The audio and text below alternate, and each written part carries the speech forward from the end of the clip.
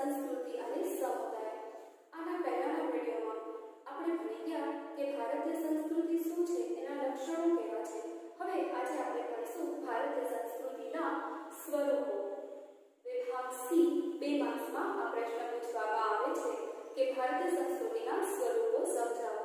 ભારતીય સંસ્કૃતિના આમ તો અલગ અલગ સ્વરૂપો છે, પણ આપણે એને 3 વિભાગમાં વહેંચ્યા છે।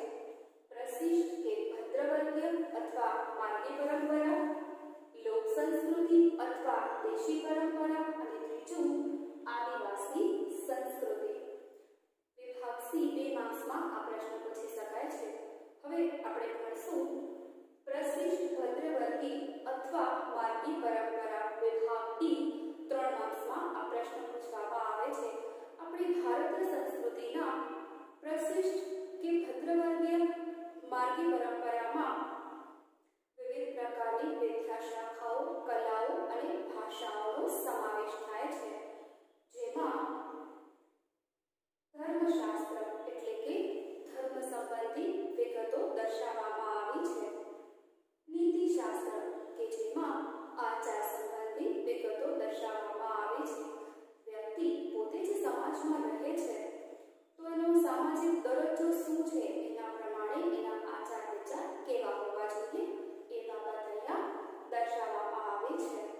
त्यार पछी त्रीजुं छे ज्योतिष शास्त्र के जेमां अवकाश विज्ञान, खगोळशास्त्र, ज्योतिष शास्त्र वगैरे संबंधी विगतो दर्शाववामां आवी छे। चौथुं दर्शन शास्त्र। दर्शन शास्त्र के जेमां तत्वज्ञान संबंधी बाबतो એટલે કે ફિલોસોફીને લગતી વિગતો દર્શાવવામાં આવી છે। પાંચમો સંગીત શાસ્ત્ર। સંગીત શાસ્ત્ર કે જેમાં વિવિધ પ્રકારના ગીત સંગીતને લગતી વિગતો દર્શાવવામાં આવી છે। છઠ્ઠું નાટ્ય શાસ્ત્ર કે જેમાં નાટ્ય સંબંધી જે વિદ્યાઓ છે એને લગતી વિગતો દર્શાવવામાં આવી છે। સાતમો व्याकरण शास्त्र के जेमां व्याकरण संबंधी विगतो दर्शाववामां आवी छे। आठमो आयुर्वेद के जेमां औषध विज्ञान, आयुर्वेद अने मेडिकल साइंस ने लगती विगतो दर्शाववामां आवी छे।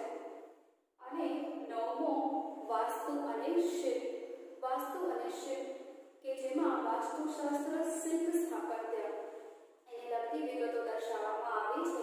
આપણે જે ઘરમાં રહીએ છીએ, જે જગ્યાએ વ્યવસાય કરીએ છીએ, રહેઠાણ હોય કે વ્યવસાય હોય, પણ આપણે વાસ્તુ પ્રમાણે કેવો રૂમ હોવો જોઈએ, કેવો રહેઠાણ હોવો જોઈએ, એ તમામ બાબતો અહીંયા વાસ્તુ અને શિલ્પમાં દર્શાવવામાં આવી છે।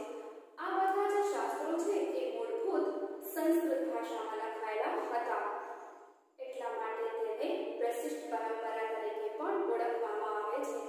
આ બધા જે શાસ્ત્રો છે એ સંસ્કૃત ભાષામાં લખાયેલા હતા, પણ એ સમયે સંસ્કૃત એ જનમાનસની ભાષા નથી, સામાન્ય ભાષા નથી, એટલા માટે સમાજના બહુજન સમાજના કેટલાક લોકો, મહિલાઓ આના લાભથી વંચિત રહ્યા હતા। ફક્ત લોકો કે જે સંસ્કૃત ભાષા જાણતા હતા એ જ આનો લાભ મેળવી શક્યા છે। આ વિવિધ પ્રકારના શાસ્ત્રોનો અભ્યાસ કરવા માટે તાલીમ મેળવવી જરૂરી હતી અને તાલીમ મેળવ્યા પછી એનો રિયાઝનો ખૂબ મહત્વ હતું। મિત્રો, કોઈ પણ વસ્તુ જો આપણે શીખવી હોય તો એની તાલીમ લેવી જરૂરી છે અને તાલીમ મેળવ્યા પછી વારંવાર એનો પુનરાવર્તન કરવું જોઈએ, રિયાઝ કરવો જોઈએ, તો જે સારી રીતે શીખી શકાય છે। એટલા માટે તાલીમ પછી રિયાઝનો ખૂબ જ મહત્વ હતો।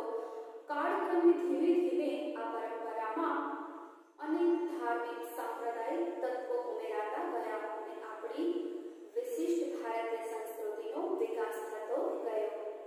મિત્રો, હવે આપણે ભણીશું બીજો પ્રશ્ન, લોક સંસ્કૃતિ અથવા દેશી પરંપરા। વિભાગ ડી 3 માર્ક્સમાં આ પ્રશ્ન પૂછવામાં આવે છે। લોક સંસ્કૃતિ, દેશી પરંપરા અથવા તો ફોક કલ્ચર તરીકે પણ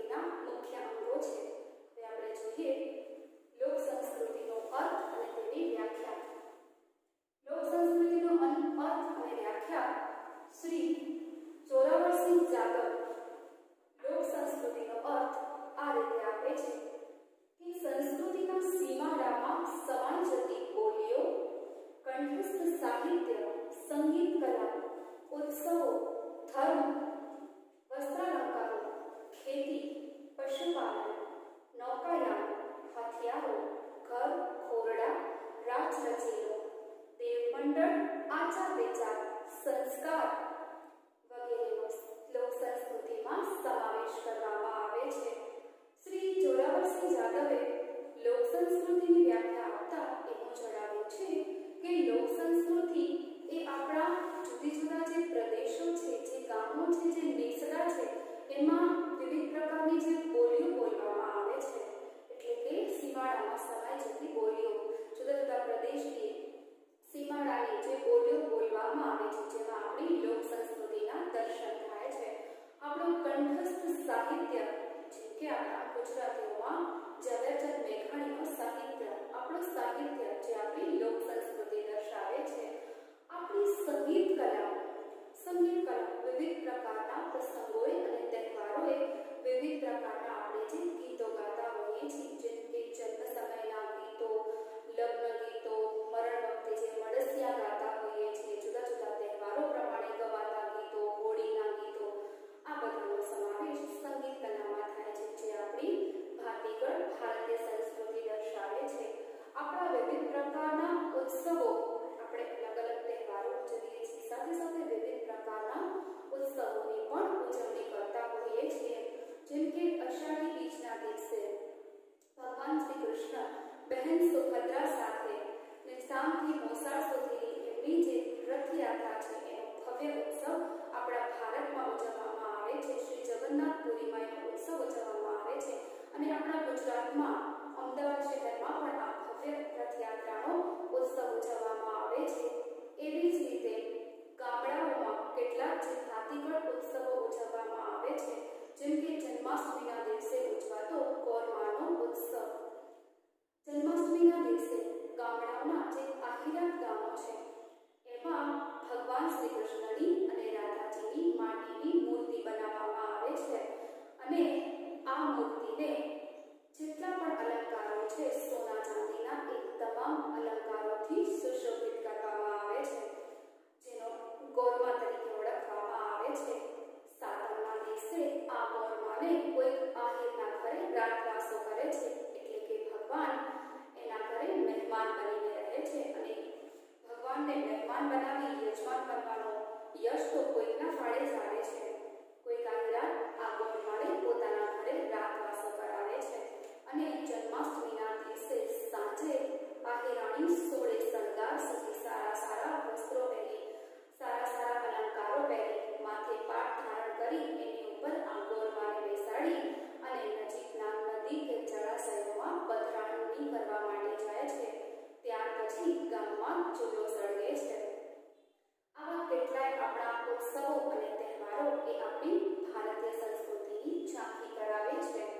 આપણા ધર્મો, વિવિધ પ્રકારના આપણા જે ધર્મો છે, આપણા હિન્દુ ધર્મની વાત કરીએ તો આપણા હિન્દુ ધર્મમાં અનેક પ્રકારના વ્રતો, ઉપવાસો, જે આપણી ધાર્મિક ક્રિયાઓ દર્શાવે છે, જેમ કે શ્રાવણ મહિનામાં વિવિધ પ્રકારના વ્રત કે ઉપવાસ આપણે કરતા હોઈએ છીએ. ગૌરી વ્રતથી જેની શરૂઆત થાય છે અને આખો શ્રાવણ મહિનો વ્રતોમાં પસાર થાય છે. ભગવાન શિવની આરાધના કરવામાં આવે છે અને આ ધર્મમાં પણ આપણી સંસ્કૃતિના દર્શન થાય છે. આપણા વિવિધ પ્રકારના વસ્ત્રાલંકારો, જુદી જુદી જ્ઞાતિ પ્રમાણે જુદા જુદા પ્રકારના વસ્ત્રો, અલંકારો ધારણ કરવામાં આવે છે, જે આપણી ભારતીય સંસ્કૃતિની વિશેષતા દર્શાવે છે. આપણી ખેતી અને પશુપાલન, આપણી ખેતીની વાત કરીએ તો ખેતી એ ફક્ત આપણી આજીવિકા નથી, પરંતુ ખેતીને પણ આપણે આપણા ધર્મ સાથે જોડ્યો છે કે ખેતી કરવા પહેલા જ્યારે અષાઢી બીજના દિવસે વરસાદ પડે અને એની પહેલા હળની, બળદની અને ધરતી માતાની પૂજા કરવામાં આવે છે કે આ વર્ષે સારો વરસાદ થાય અને આપણા ખેતરમાં સારો પાક ઉત્પન્ન થાય. તો આમ ખેતી પછી આપણો પશુપાલન, એમાં પણ આપણી સંસ્કૃતિના દર્શન થાય છે.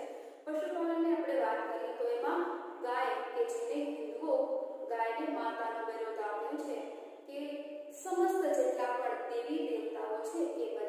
ગાયમાં એના દર્શન કરવા જોવા મળે છે. ગાયના દૂધથી માંડી એના મળમૂત્ર તમામનો ઉપયોગ આપણે કરતા હોઈએ છીએ. આમ આપણી ખેતી પશુપાલનમાં આપણી સંસ્કૃતિના દર્શન થાય છે. નૌકાયાન હથિયારો. નૌકાયાનમાં પણ દક્ષિણ ભારતમાં કેટલીક એવી સ્પર્ધાઓ યોજાય છે નૌકાયાનની, જેમાં પણ આપણી સંસ્કૃતિ જોવા મળે છે. આપણા વિવિધ પ્રકારના હથિયારો, જેમ કે રાજાશાહી ઘરોમાં મ્યાનોમાં જે તલવારો લટકતી હોય છે, જે આપણી ભારતીય સંસ્કૃતિ દર્શાવે છે. આપણા ઘર ખોરડા. આપણા ઘરની વાત કરીએ તો માટીના ઘરો, લાકડાના ઘરો, વિવિધ પ્રકારના જે પૌરાણિક ઘરો છે. આ ઉપરાંત આપણા કચ્છીઓના જે કલાત્મક ભૂંગાઓ છે, આ બધામાં આપણી ભાતીગળ સંસ્કૃતિના દર્શન થાય છે. આપણો જે રાચરચેલો છે, રાચરચેલો એટલે કે આપણો જે ફર્નિચર છે, જેમાં લાકડાનો ફર્નિચર, નેતરનો અને જૂના જે ખાટલા છે કે નાની નાની બેસવા માટેની જે ખાટલીઓ છે, તો આ આપણો જે ફર્નિચર છે એમાં પણ આપણી ભાતીગળ સંસ્કૃતિ જોઈ શકાય છે. આપણો દેવમંડળ અને આચાર વિચાર, જુદા જુદા ધર્મના, જ્ઞાતિના, સંપ્રદાયના જુદા જુદા જે દેવો છે એમાં પણ આપણી સંસ્કૃતિ જોઈ શકાય છે.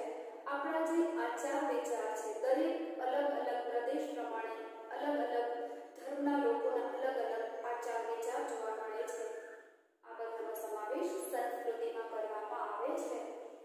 આમ આપણા સંસ્કૃતિના સીમાડામાં સમાજ જતી બોલીઓ, કંઠસ્થ સાહિત્ય, સંગીત કલા, ઉત્સવો, ધર્મ, વસ્ત્રાલંકારો, ખેતી, પશુપાલન, નૌકાયાન, હથિયારો, ઘર ખોરડા, રાચરચીલો, દેવમંડળ, આચાર વિચાર અને સંસ્કાર, આ બધામાં આપણી લોક સંસ્કૃતિનો સમાવેશ થાય છે એવું શ્રી જોરાવરસિંહ જાદવ જણાવે છે. મહાપાત્રે લોક સંસ્કૃતિની વ્યાખ્યા આ રીતે આપે છે કે લોકોની રીત રસમો, આપણા જે જુદા જુદા જ્ઞાતિના, જુદા જુદા જે ધર્મો, જે સંપ્રદાયો છે, એના અલગ અલગ જે રિવાજો છે, રીત રસમો છે, જે આપણી લોક સંસ્કૃતિ દર્શાવે છે. આપણા વહેમો, માન્યતાઓ, વર્ષોથી જે આપણી અંધશ્રદ્ધા ચાલી આવે છે, વહેમો માન્યતાઓ ચાલી આવે છે. જેમ કે હમણાં જ્યારે સૂર્યગ્રહણ હતો ત્યારે ગ્રહણ વખતે અમુક બાબતો કરવી જોઈએ, અમુક ન કરવી જોઈએ, સૂતક નડે છે, ભગવાનની પૂજા અર્ચના ક્યાંક થવી જોઈએ, ક્યાંક ન થવી જોઈએ. આ તમામ જે અંધશ્રદ્ધા છે, વહેમો છે, માન્યતાઓ છે, જે આપણી સંસ્કૃતિ દર્શાવે છે. આપણા કેટલાક પ્રચલિત લોકગીતો, આપણા ભારતમાં અને ખાસ તો આપણા ગુજરાતમાં અલગ અલગ ઋતુ પ્રમાણે અલગ અલગ સમયે લોકગીતો જોવા મળે છે, જે આપણી ભાતીગળ સંસ્કૃતિ દર્શાવે છે. આ ઉપરાંત આપણી લોકકથાઓ કે રાજા રાણીની કથાઓ છે, પરીઓની કથાઓ છે, જે વર્ષોથી આપણે લોકોના મુખે સાંભળતા આવીએ છીએ. આપણી લોક સંસ્કૃતિ, આપણો સમુદાય, આપણી ભવ્ય સંસ્કૃતિ દર્શાવતી લોકકથાઓ આપણી સંસ્કૃતિની ઝાંખી કરાવે છે. આપણા હાલરડા, આપણે વાત કરીએ છત્રપતિ શિવાજી, એમની માતા જીજાબાઈ એમને હાલરડા ગાઈને સુવડાવતા હતા અને એ સાંભળીને છત્રપતિ શિવાજી, જે આજે આટલા બધા શૂરવીર છે, તો એમની માતા જેમને હાલરડા સંભળાવતા હતા, એમના પ્રતાપે છે. તો આપણા હાલરડા, આપણા મરસિયા એટલે કે મરણ પ્રસંગે ગવાતા ગીતો, કે જ્યારે કોઈના ઘરે મરણ થયું હોય અને એમાં જુવાન જોધનું મરણ થયું હોય અને સ્ત્રીઓ જે મરસિયા ગાય છે, એવા મરસિયા ગાય છે કે ભલા લોખંડની છાતીવાળા પુરુષને આંખમાં પણ આંસુ આવી જાય છે. તો આવા આપણા મરસિયાઓ, આપણા વિવિધ પ્રકારના જોડકણાઓ, આપણી ગુજરાતી ભાષાના વિવિધ પ્રકારના જોડકણાઓ, આપણા જે રૂઢિપ્રયોગો છે, આપણી કહેવતો છે. આ ઉપરાંત આપણા વસ્ત્ર અલંકારો, જુદા જુદા સંપ્રદાયોમાં જુદી જુદી જ્ઞાતિઓ પ્રમાણે જે અલગ અલગ વસ્ત્રો છે, અલગ અલગ અલંકારો છે. આ ઉપરાંત આપણે વિવિધ પ્રકારની રમતો, જેમ કે ગિલ્લી દંડા છે, ગિલોલ છે, વગેરે પ્રકારની રમતો પણ આપણી સંસ્કૃતિ દર્શાવે છે.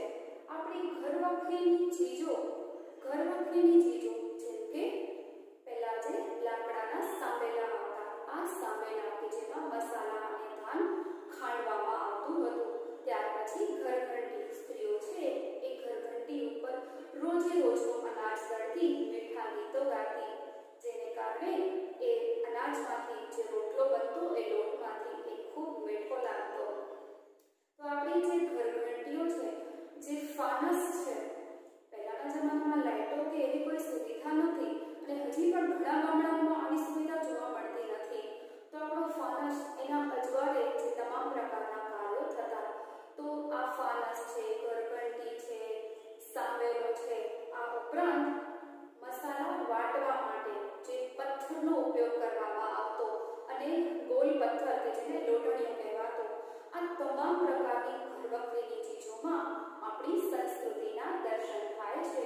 આ ઉપરાંત આપણા લોક દેવ-દેવીઓ જુદા જુદા હિન્દુ જ્ઞાતિમાં જુદા જુદા જે સંપ્રદાયના લોકો છે એમના ક્યાંક ને ક્યાંક માટીના કે લાકડાના દેવસ્થાનના ફરાવ જોવા મળે છે, જેમાં પણ આપણી ભાતીગળ સંસ્કૃતિના દર્શન થાય છે. આપણા કેટલાક રમકડાઓની વાત કરીએ તો જેમાં કપડામાંથી બનાવવામાં આવતા જે કઠપુતળીનો ખેલ રાજસ્થાનમાં આજે પણ જોવા મળે છે. કપડામાંથી બનાવવામાં આવતી કઠપુતળીઓ માટીના અને લાકડાના વિવિધ પ્રકારના રમકડા, ખાસ કરીને માટીના વાસણો બનાવવામાં આવે. નાની નાની દીકરીઓ ઘરવખરીના આ માટીના વાસણોથી રમત રમતી હતી. આમ વિવિધ પ્રકારના આપણા રમકડા કે માટીના હોય, લાકડાના હોય કે પછી કપડામાંથી બનાવેલી કઠપુતળીઓ હોય, જેમાં આપણી ભાતીગળ સંસ્કૃતિના દર્શન થાય છે. આ ઉપરાંત આપણા જે હથિયારો છે, વિવિધ પ્રકારના હથિયારો, આપણે દશેરાના દિવસે પણ હથિયારોની પૂજા કરતા હોઈએ છીએ. તો આ તમામમાં આપણી ભાતીગળ સંસ્કૃતિના દર્શન થાય છે. આમ લોકોની રસમો, વહેમો, માન્યતાઓ, પ્રચલિત લોકગીતો, લોકકથાઓ, કાલરડા, આપણા મરસિયા, જોડકણા, કહેવતો, રૂઢિપ્રયોગો ઉપરાંત વસ્ત્રાલંકારો, રમતો, ઘર વખરીની ચીજવસ્તુઓ, લોક દેવી-દેવીઓ, રમકડા, હથિયાર વગેરેમાં આપણી લોક સંસ્કૃતિનો સમાવેશ થાય છે. આપણે વાત કરીએ આપણા હિન્દુ ધર્મમાં આપણે આપણા જીવન દરમિયાન 16 સંસ્કારોમાંથી પસાર થવું પડે છે, જેમાંથી 3 સંસ્કાર મુખ્ય છે: જન્મ, મૃત્યુ અને લગ્ન. બાળકનો જન્મ થાય ત્યારે એની પહેલાનો સંસ્કાર ગર્ભાધાન સંસ્કાર, કે જ્યારે બાળકનો જન્મ થાય છે એની પહેલા ગર્ભાધાન સંસ્કાર કે સ્ત્રી જ્યારે ગર્ભ ધારણ કરે આવનારું બાળક છે એમાં સારા સદગુણોનું સિંચન થાય, એ સંપૂર્ણ માનવી બને એટલા માટે ગર્ભાધાન સંસ્કાર. ત્યાર પછી બાળકના જન્મ પછી 6થા દિવસે એનો નામકરણ સંસ્કાર, કે જેને આપણે ગુજરાતીઓમાં છઠ્ઠી કહેતા હોઈએ છીએ, કે જેમાં એવું કહેવાય છે કે છઠ્ઠી માતાના ચરણોમાં બાળકને સુવડાવવામાં આવે છે. એની બાળકને નવડાવી ધોવડાવી કંકુનો તિલક કરાવી એની ઉપર પાવલી જોડવામાં આવે છે. પાવલી તો હવે જોવા મળતી નથી. પાવલી એટલે કે રૂપિયાનો ચોથો ભાગ, 25 પૈસા, એ તો હવે જોવા મળતી નથી, પરંતુ એક સિક્કો એના માથા ઉપર જોડવામાં આવે છે અને એ બાળકનું નામ રાખવામાં આવે છે. એવું કહેવાય છે કે આ દિવસે, છઠ્ઠીના દિવસે, વિધાતા એના લેખ લખવા આવે છે અને સારા લેખ લખે એવી પ્રાર્થના કરવામાં આવે છે.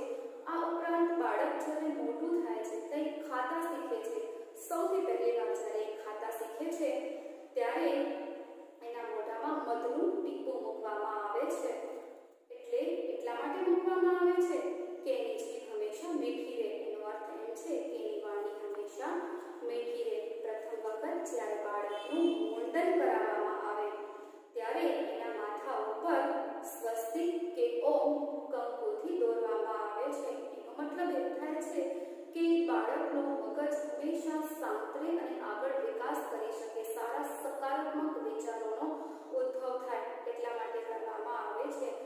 આ ઉપરાંત આપણા જે હાલરડા છે, બાળક મોટું થાય છે ત્યારે એના લગ્ન કરવામાં આવે છે.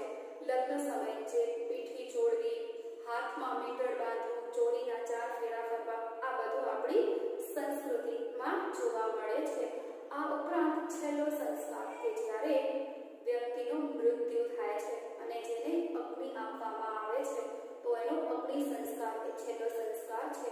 આમ આપણા 16 સંસ્કારોમાં 3 સંસ્કારો મુખ્ય છે: જન્મ, મરણ અને આપણા કેટલાક જે રૂઢિપ્રયોગો છે, કહેવતો છે, એમાં પણ આપણી સંસ્કૃતિ જોવા મળે છે.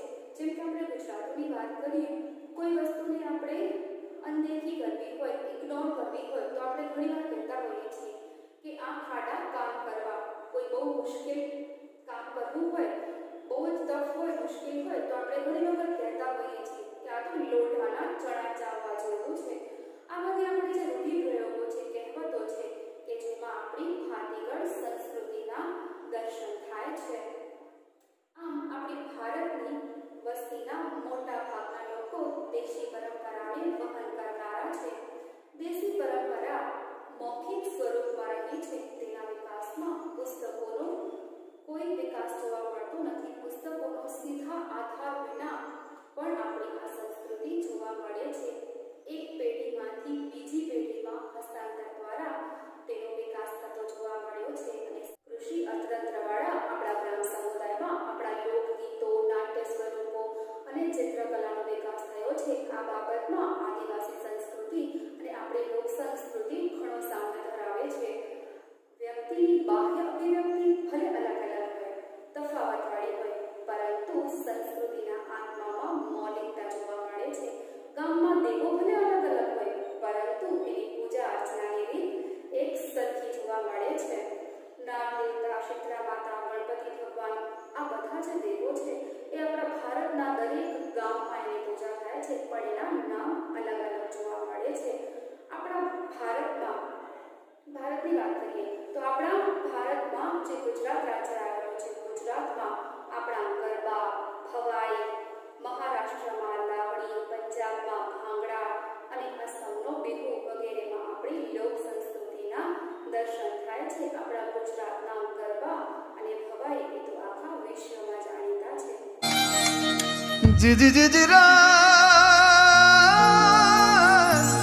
हसी गिरिवर जा मोरला ने कई कंकर पेट भरा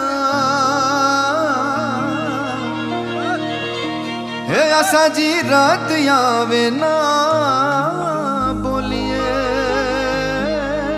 जिरे जिरे तो हिया फाट मरा